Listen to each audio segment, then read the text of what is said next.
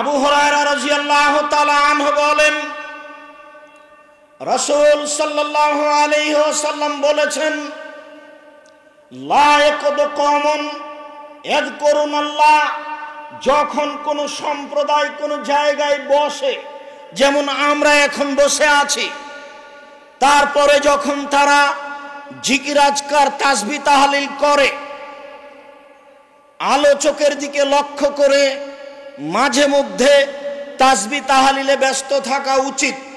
রব্বিক ফিরলি অতুবু আলাইয়া ইন্নাকা আনতাত তাওয়াবুল গফুর।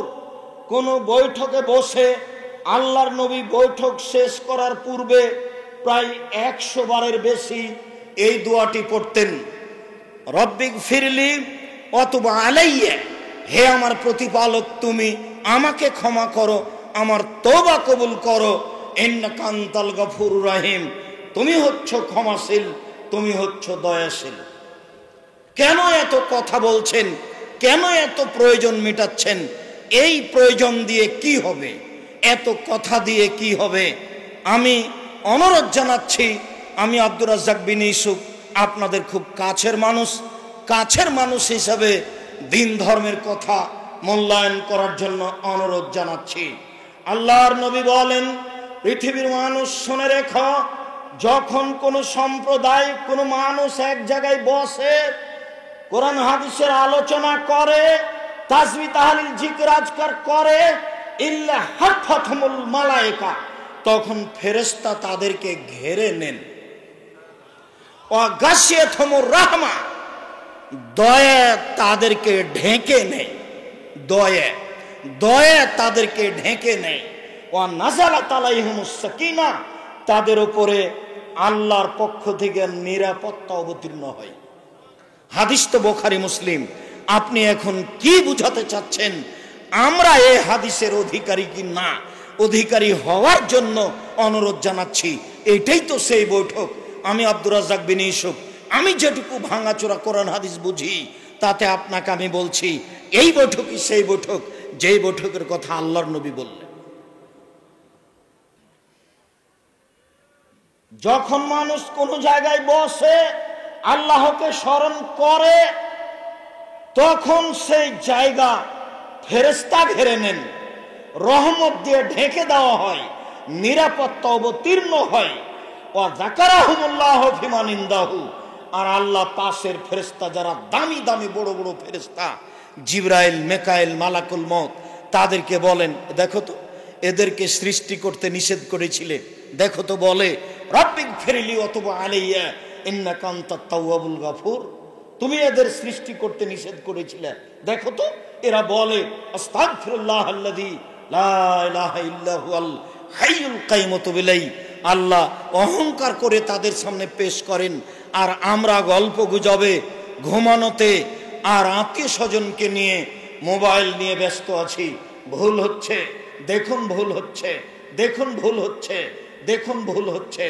আবু হুরায়রা রাদিয়াল্লাহু তাআলা আনহু বলেন, রাসূল সাল্লাল্লাহু আলাইহি সাল্লাম বলেছেন, মাজতামা কওমুন ফি বাইতিন মিন বুয়ুতিল্লাহ, যখন কোন সম্প্রদায় লোকজন কোন জায়গায় বসে, আল্লাহর কোন ঘরে বসে, ইয়াতলুনা কিতাবাল্লাহি, তারা আল্লাহর কিতাব পড়ে, ওয়া ইয়াতাদারাসুনাহু বাইনাহুম, আপোষে সে নিয়ে আলোচনা পর্যালোচনা করে, ইল্লা নাযালাত আলাইহিমুস সাকিনা, তখন তাদের উপরে আল্লাহর পক্ষ থেকে নিরাপত্তা অবতীর্ণ হয়। ওয়া গাশিয়াতহুমুর রাহমা, রহমত তাদেরকে ঢেকে নেয়, রহমত দিয়ে ঘিরে দেওয়া হয়। দয়া ও রহমতের আলোচনা আপনার সামনে, এই দয়া রহমতের কথাগুলি বলছি, আপনি বুঝতে পারছেন কিনা সম্মানিত দিনী ভাই বোন? দয়া ও রহমতের কথা আল্লাহর নবী অনেক জায়গাতে বলেছেন। তার দুই একটা পেশ করলাম, আরো দুই একটা পেশ করে আমরা আবারও শেষ কথার দিকে ফিরে যাব। দেখুন, আব্দুল্লাহ ইবনে বুসর রাদিয়াল্লাহু তাআলা আনহু বলেন, কাদাবান নবী সাল্লাল্লাহু আলাইহি ওয়াসাল্লাম আলা আবি, আল্লাহর নবী আমার পিতার বাড়িতে আসলেন। আমার পিতা তাদের সামনে হালুয়া, মানে দুধ, খেজুর, পনির, ঘি একসাথে মিক্স করে, তার আরবি নাম হাইস, হালুয়া পেশ করলেন। আল্লাহর নবী এই হালুয়া খেলেন। তারপরে আমার আব্বা তাদের সামনে খেজুর পেশ করলেন। আল্লাহর নবী খেজুরও খেলেন।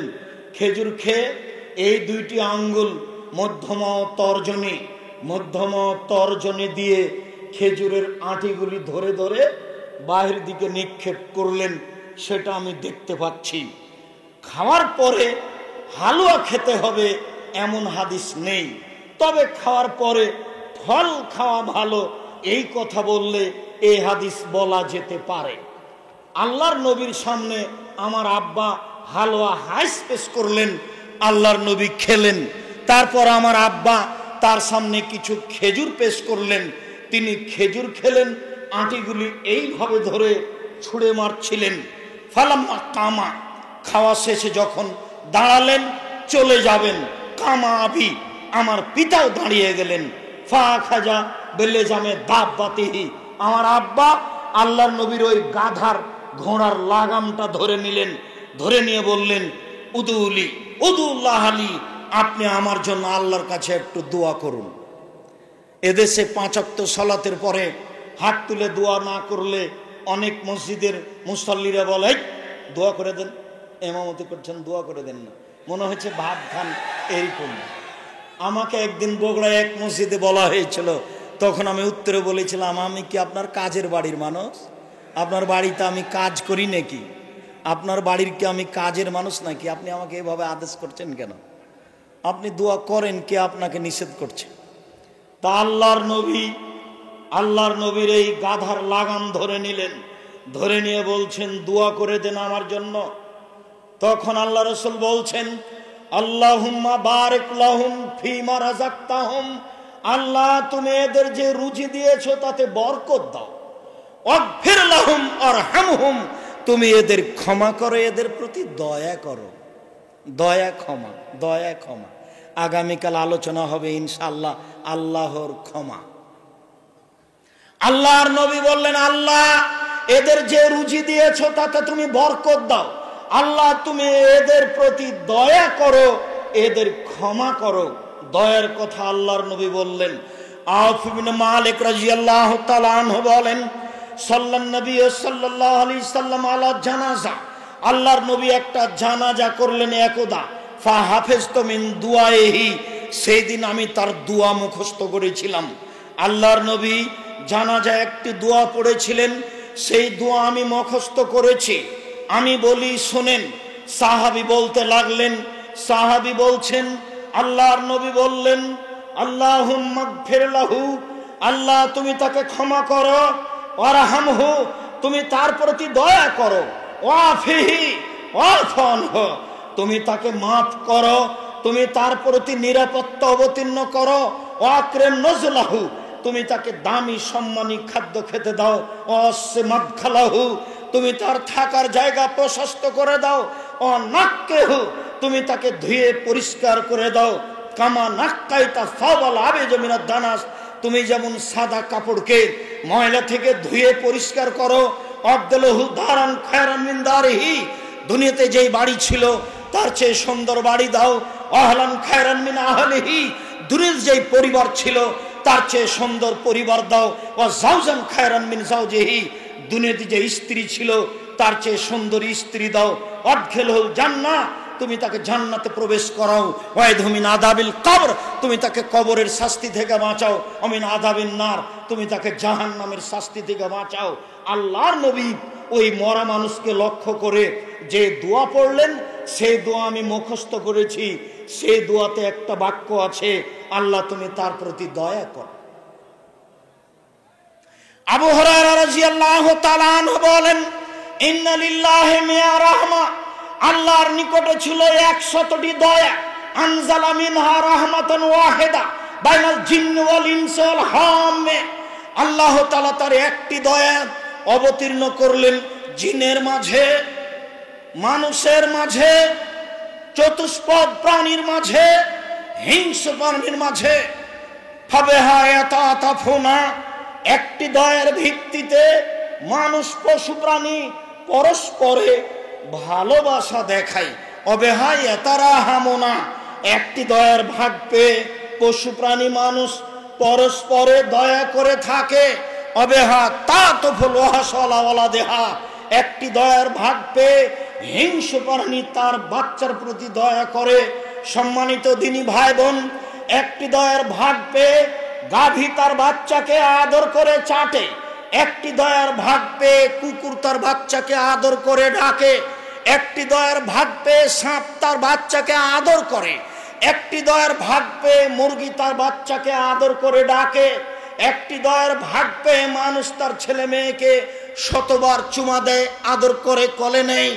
99টি দয়া আখার আল্লাহ তাআলা 39 রাহমা, আল্লাহ তাআলা 99টি দয়া রেখে দিয়েছেন নিজের কাছে। ইয়ারহামু বিহা আলা ইবাদিহি ইয়াউমুল কিয়ামা, এই 99টা দয়া দিয়ে আল্লাহ বিচারের মাঠে মানুষকে ক্ষমা করবেন।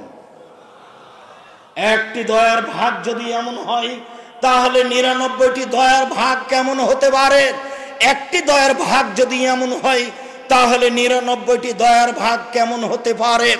উমর ইবনুল খাত্তাব রাদিয়াল্লাহু তাআলা আনহু বলেন, কাদেম আলান নবী সাল্লাল্লাহু আলাইহি সাল্লাম সাবিয়্য, আল্লাহর নবীর নিকটে একদল বন্দী মানুষ আসলো, আটকা পড়েছে, বন্দী হয়েছে।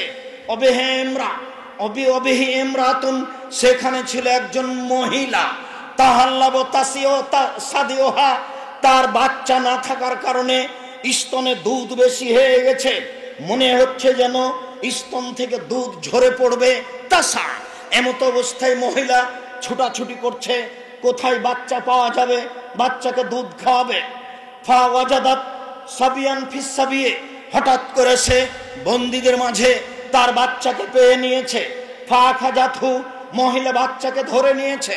ফাল সাকাতহু বেবাতনিহা, বাচ্চাকে পেটের সাথে জড়িয়ে ধরেছে। ফার জাতহু, তারপর বাচ্চাকে দুধ খাওয়ানো আরম্ভ করেছে।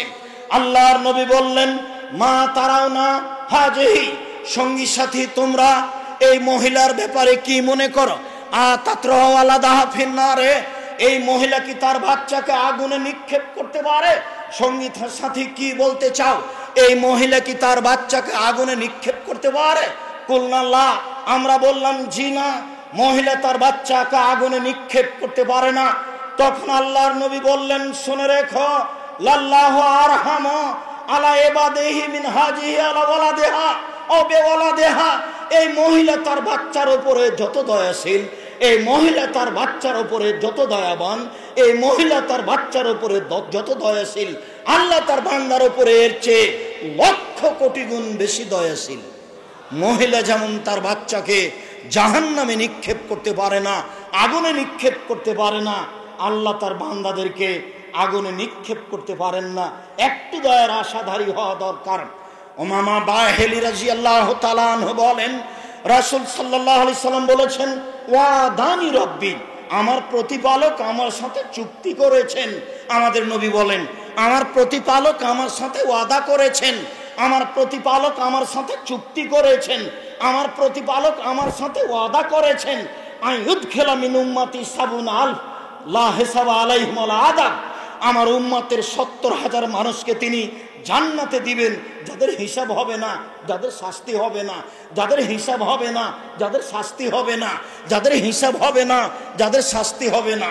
মা কুল্লি আলফিন 70,000, প্রত্যেক হাজারের সাথে আরো 70,000, প্রত্যেক হাজারের সাথে আরো 70,000, প্রত্যেক হাজারের সাথে আরো 70,000 আমার সাথে আমার প্রতিপালক চুক্তি করেছেন, আমার প্রতিপালকের সাথে আমার চুক্তি হয়েছে। সালাসা হাসায়াতিন মিন হাসায়াতি রব্বি, আমার প্রতিপালক বিচারের মাঠে 3 অঞ্জলি মানুষ জাহান্নাম থেকে বের করে জান্নাতে দিবেন। আমার প্রতিপালক 3 অঞ্জলি মানুষ জাহান্নাম থেকে বের করে জান্নাতে দিবেন। আমার প্রতিপালক 3 অঞ্জলি মানুষ জাহান্নাম থেকে বের করে জান্নাতে দিবেন। তাই তো 16 ভাষার পণ্ডিত ডক্টর শহীদুল্লাহ মাওলানা আব্দুল্লাহিল কাফি আল কুরাইশিকে বলেছিলেন, জনাব, আল্লাহর হাত কি ছোট? আল্লাহর হাত তো জাহান্নামের চেয়ে বড়। যখন আল্লাহ তাআলা তার হাত দিয়ে জাহান্নাম থেকে মানুষকে বের করে জান্নাতে দিবেন, যেহেতু হাত বড়, কাজে জাহান্নামে কোনো মানুষ থাকবে না, সব মানুষ জাহান্নাম থেকে বের হয়ে জান্নাতে চলে আসবে। তখন মাওলানা আব্দুল্লাহিল কাফি আল কুরাইশি রাহিমাহুল্লাহ বলেছিলেন, জনাব শুনুন, আপনার কথা ঠিক, একথাই ঠিক যে আল্লাহর হাত জাহান্নামের চেয়ে বড়, একথাই ঠিক যে আল্লাহর হাত জাহান্নামের চেয়ে বড়। তবে মনে রাখবেন, অন্তরে ঈমান থাকবে না যার, অঞ্জলিতে আসার সুযোগ হবে না তার। অন্তরে ঈমান থাকবে না যার, জান্নাত অঞ্জলিতে আসার সুযোগ হবে না তার। অন্তরে ঈমান থাকবে না যার, অঞ্জলিতে আসার সুযোগ হবে না তার। সম্মানিত দিনী ভাই বোন, আমাদের নবী মুহাম্মদ সাল্লাল্লাহু আলাইহি সাল্লাম বলেন, আমার সাথে চুক্তি হয়েছে, আল্লাহ আমার উম্মতের মানুষকে এইভাবে জান্নাতে দিবেন। আল্লাহর রহমত অনেক, আল্লাহর রহমত থেকে নিরাশা হতে হবে না। আল্লাহর দয়া রহমত আমরা পাবো ইনশাআল্লাহ।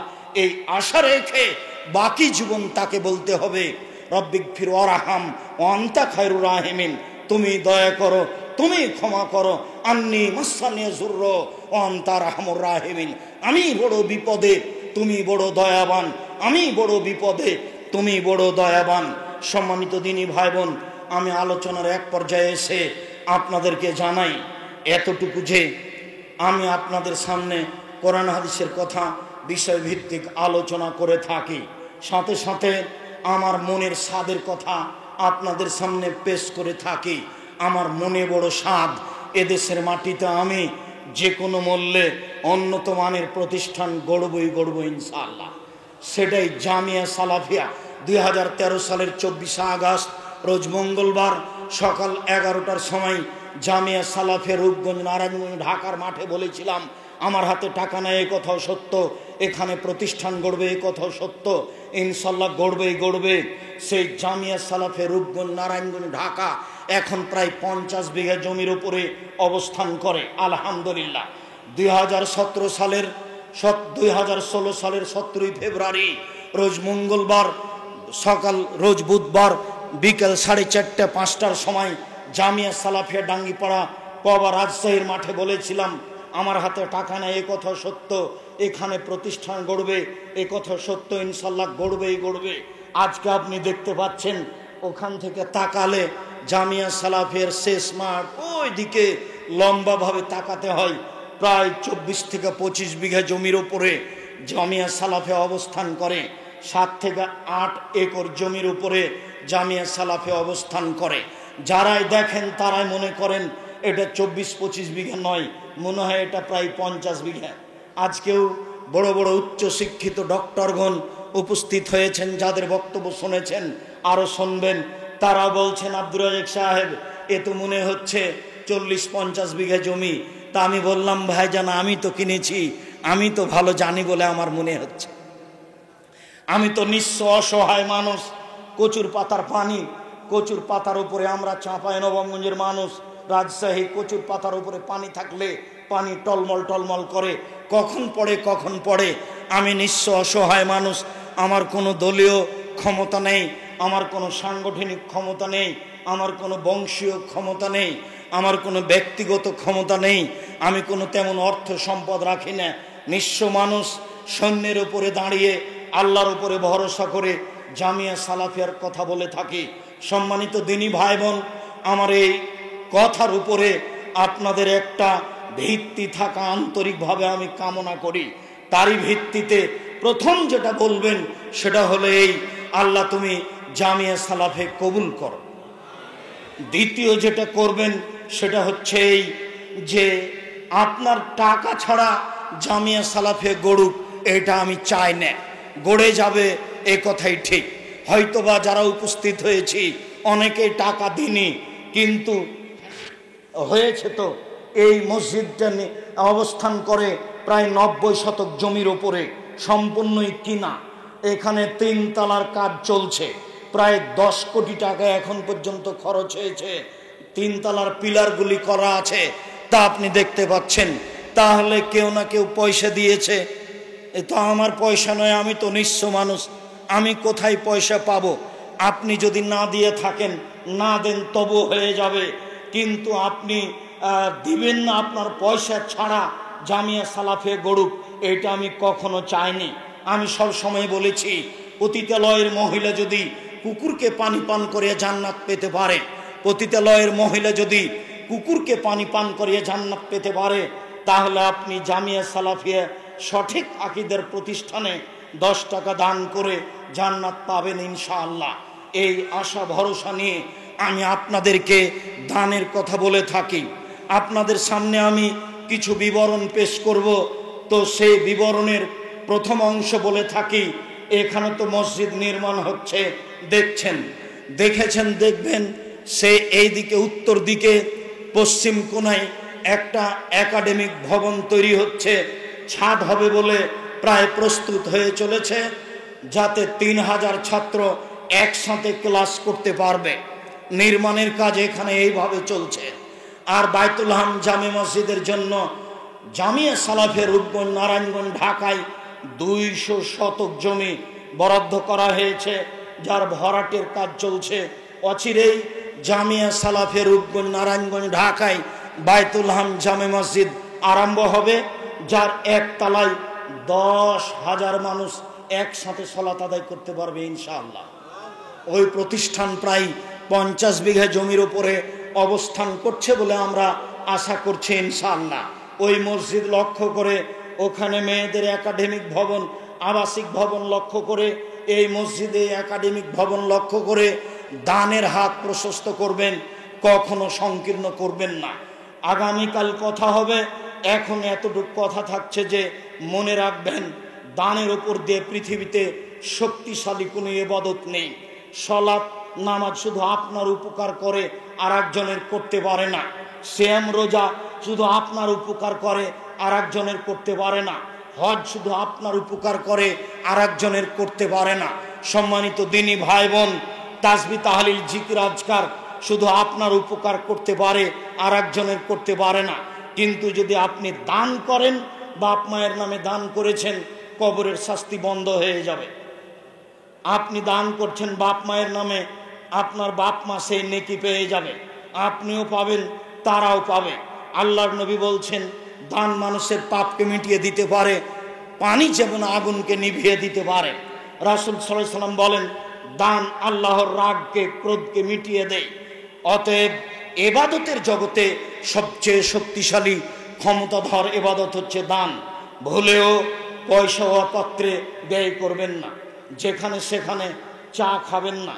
আমি তো আমার জীবনে, ছাত্র জীবনে কখন বসেছি তা মনে নাই। এই দীর্ঘ 20-25 বছরে আমি কোনোদিন চায়ের স্টল করে না, তবুও তো আছি। কেন আপনি বাইরে যাচ্ছেন? কেন আপনি ঘোরাঘুরি করছেন? কেন আপনি যেখানে সেখানে খেয়ে পয়সাগুলো অযথা নষ্ট করছেন? আমার অনুরোধ রক্ষা করেন, এখানে সেখানে গিয়ে পয়সা খরচ করিয়েন না। হয় দান করেন জামিয়া সালাফিয়ার বিভিন্ন স্তরে, আর না হয় বই পুস্তক কিনেন।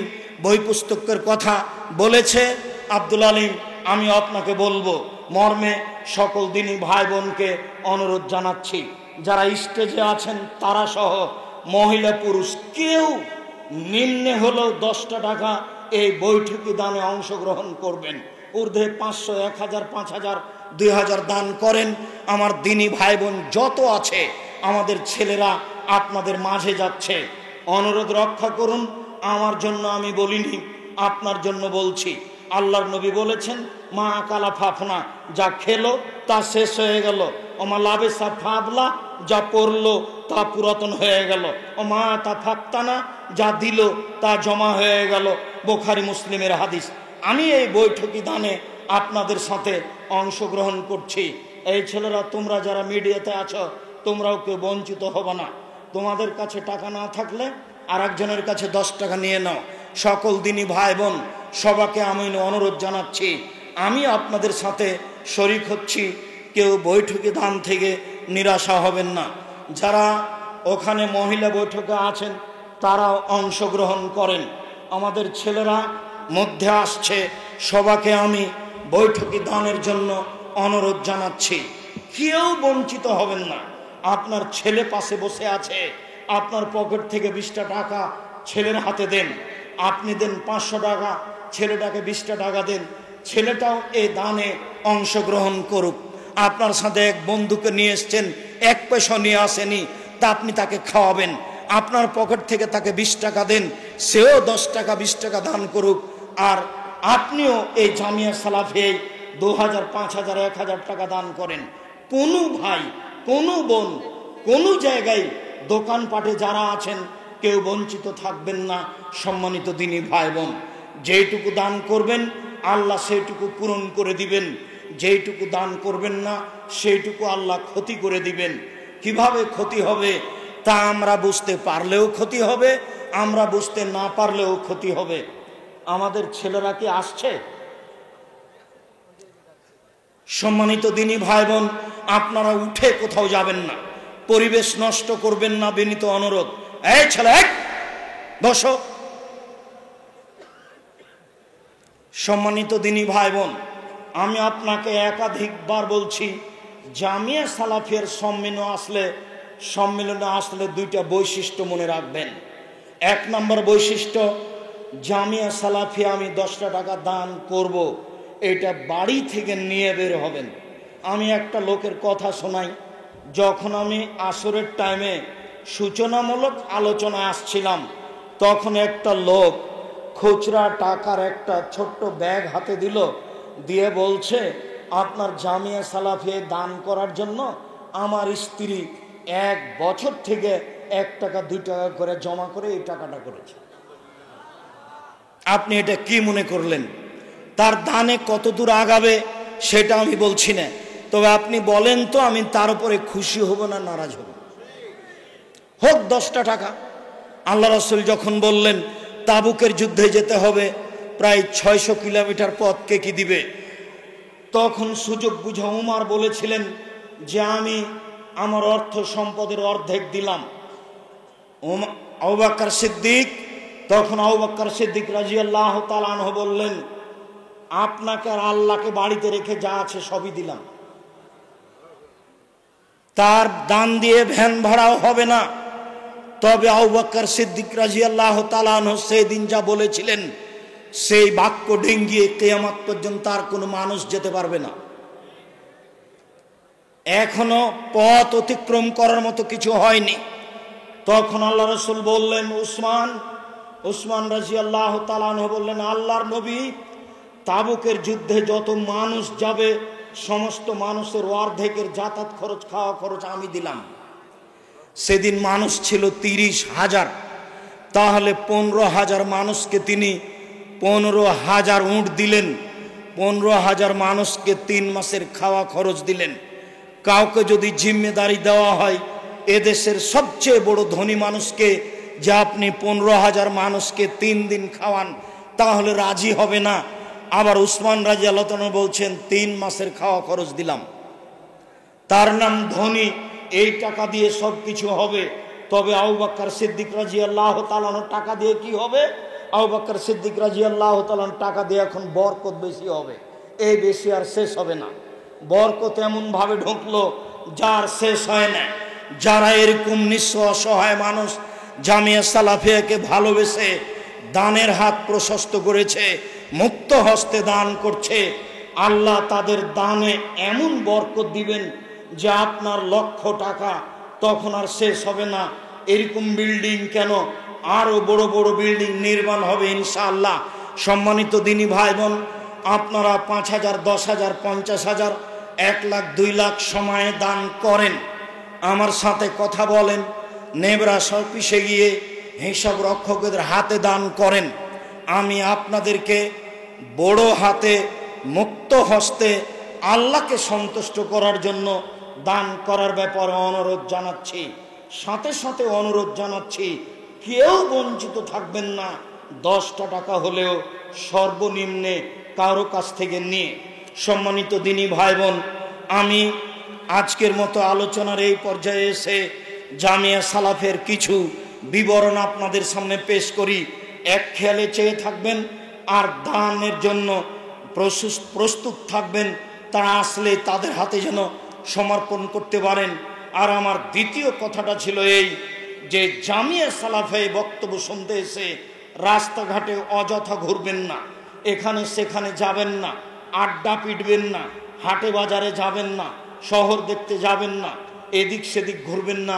আমার বিনীত অনুরোধ, সময়কে মূল্যায়ন করেন, এবাদতে বরকত হবে, রুজি রোজগারে বরকত হবে ইনশাআল্লাহ। এক নম্বর একাডেমিক ভবন যেটা তৈরি হচ্ছে, 2 নম্বর মসজিদ নির্মাণ কাজ আরম্ভ হচ্ছে, ভরাটের কাজ চলছে জামিয়া সালাফিয়া রূপগঞ্জ নারায়ণগঞ্জ। 3 নম্বর 13-14 জানুয়ারি রূপগঞ্জ নারায়ণগঞ্জ ঢাকায় সম্মেলন, এইসব বিশিষ্ট জ্ঞানীগুণী বিদ্বানগণ থাকবেন 13-14 জানুয়ারি রোজ বৃহস্পতিবার শুক্রবার রূপগঞ্জ নারায়ণগঞ্জ ঢাকা।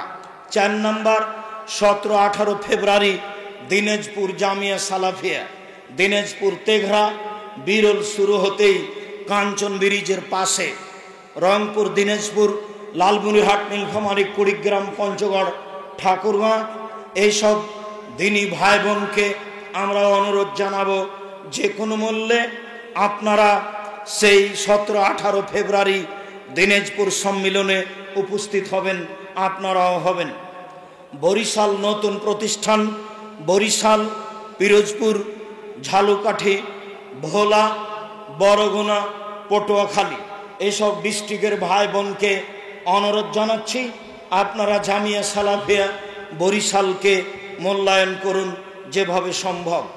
ভর্তি ফরম উঠাতে চান, ছেলে মেয়ে ভর্তি করবেন, এখানে গেটে দেখবেন যেতে ডান দিকে, ঢুকতে বাম দিকে, ভর্তি ফরম সেখান থেকে নিয়ে পূরণ করবেন।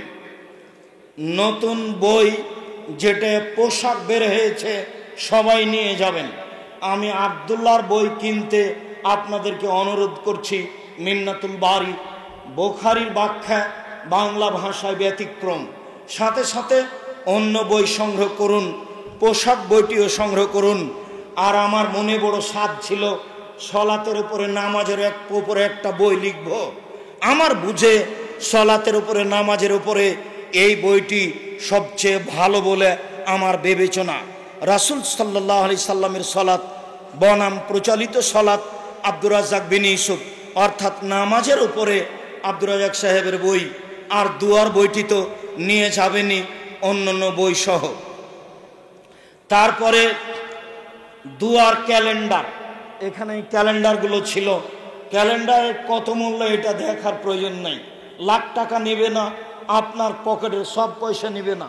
জামিয়া সালাফের মুখপত্র মাসিক আল ইতেসাম পত্রিকা যেমন সালাতের পর পঠিতব্য দোয়াসমূহ এইটা একটা, আর সকাল সন্ধ্যায় পঠিতব্য দোয়াসমূহ এইটা একটা, আর জামিয়া সালাফিয়ার ক্যালেন্ডার এটা একটা। অবশ্যই এগুলো মূল্যায়ন করবেন, আমি আপনাদেরকে বিনীতভাবে আন্তরিকভাবে অনুরোধ জানাচ্ছি। সাথে সাথে জামিয়া সালাফিয়ার যুবকদের জন্য আব্দুল্লাহর মেজ ভাই আব্দুর রহমান তার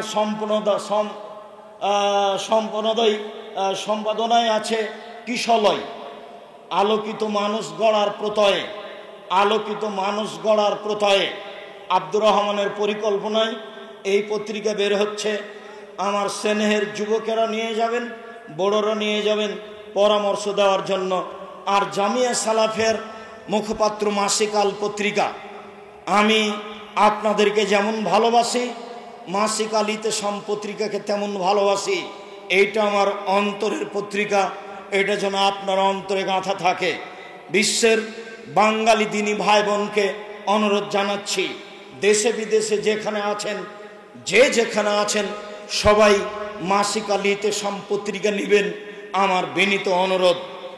দিনী ভাই বোনদের কাছে পাঠাবেন। 50টা প্রশ্নের উত্তর রয়েছে, প্রত্যেক মাসে প্রায় 10 জন মুফতি বসে যেটা ফতোয়া সিদ্ধান্ত হয় সেটাই পেশ করা হয়। এদেশের ব্যতিক্রম পত্রিকা, বাংলা ভাষায় পত্রিকা মাসিক আল ইতেসাম পত্রিকা। সম্মানিত দিনী ভাই বোন, আপনাদের সামনে যেসব জিনিসগুলি পেশ করা হলো, আর একটা আছে আদ-দাওয়া ইলাল্লাহর পক্ষ থেকে রক্তদান। রক্তদানের বিষয়টিও আপনারা আদ-দাওয়া ইলাল্লাহর সদস্যের সাথে যোগাযোগ করতে পারেন।